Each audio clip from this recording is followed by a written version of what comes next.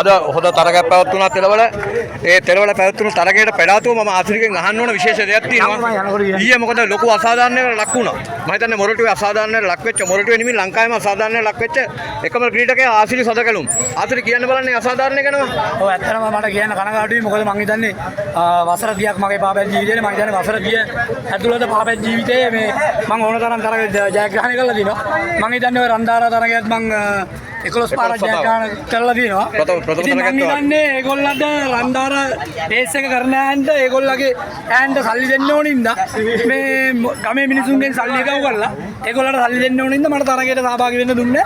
ඉතින් මම හිතන්නේ මේ ලංකාවටම ඕපන් විවෘත පාපැති සවාරියක් මට විතර පදින්න දීපු නැති එකම සවාරිය මේ. මේකට ඇත්තටම එක්තරා විදියකින් අපි ක්‍රීඩකයෝ ගැනත් අනිත් කනගාටු වෙනවා. එක ක්‍රීඩකෙක්ටවත් කොන්දක් තිබ්බේ නැහැ අයින් වෙන්න.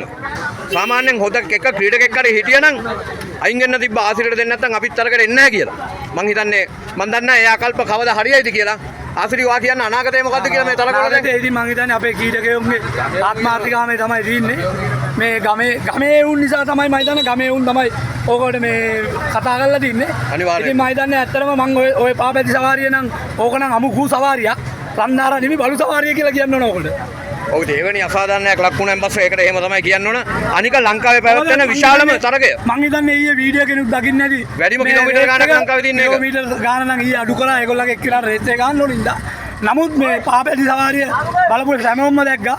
පළවෙනි පොකුර විතරයි තරගයක් දුන්නේ. අනිත් සියලුම ක්‍රීඩකයෝ බයිසිකල් 50 60 තියාගෙන වට කරගෙන ආවේ. මම හිතන්නේ රන්දාරයෙන් කිව්වා මේක ලංකාවේ ජාත්‍යන්තරේ වෙන්නනවා කියලා. මම හිතන්නේ ජාත්‍යන්තරෙත් දකින්න මේක ලංකාවේ තියෙන ජරාම රේස් එකයි. ඔව් ආසිරි වාට ගොඩක් ස්තුතියි. ඒ කියන්නේ ආකල්පතින් අපි වෙනස් වෙන්න ඕන යුගයක් ඇවිල්ලා තියෙනවා. ඉතින් ආසිරි වගේ ක්‍රීඩකෙක්ට මේ අසාධාරණ වුණා කියන්නේ හෙට අපේ අනාගත පරපුරට මේක වෙනවා.